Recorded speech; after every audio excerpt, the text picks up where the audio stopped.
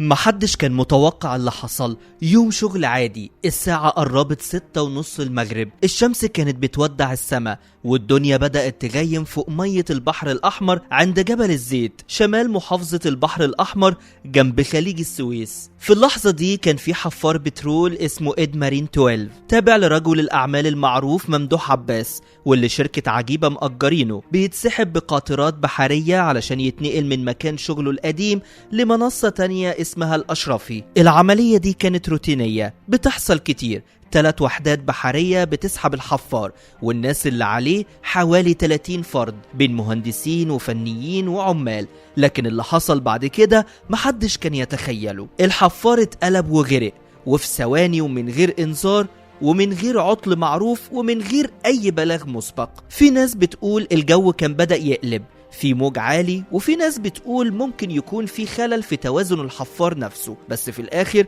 اللي حصل وبدأت 6 ساعات في قلب البحر، ضلمة وموج وصراخ واستغاثات. رجالة وقعت في المية، ناس اتشبست في قطع حديد عايمة، وفي ناس غابت تماما. طب ايه اللي حصل بالظبط؟ لحد دلوقتي مفيش تفسير رسمي واضح، لكن التحقيقات الأولية بتقول مفيش أعطال معروفة في الحفار نفسه ولا في وحدات القطر. فالموضوع على الأغلب كان بسبب خلل مفاجئ في الاتزان أو تغير حاد في حالة البحر.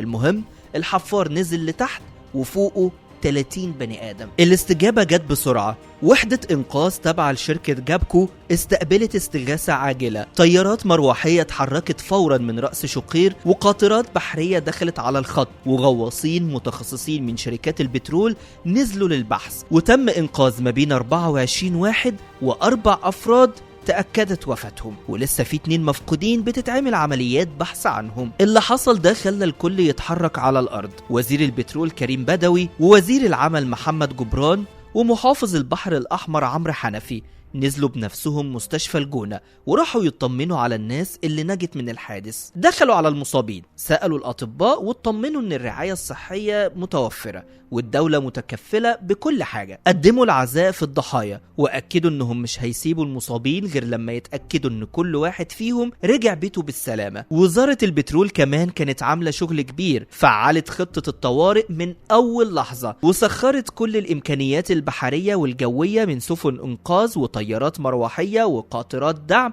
وفرق غطس، وتم التنسيق مع كل الجهات في الدولة لإنقاذ الطاقم بأسرع ما يمكن. وكمان الوزيرين نزلوا بنفسهم موقع الحادث عشان يشوفوا الموقع بعينيهم، وكان معاهم كبار المسؤولين من قطاع البترول. الأكيد إن الحادث صعب وأليم. التحقيقات شغالة دلوقتي وبيتم فحص كل حاجة. هل كان في خلل في توازن الحفار؟ هل وحدات القطر مشيت صح؟ هل في مشكلة في خطة النقل نفسها؟ هل الجو فعلا قلب فجأة؟ وإزاي معدة بالحجم ده تغرق فجأة من غير أي إنذار؟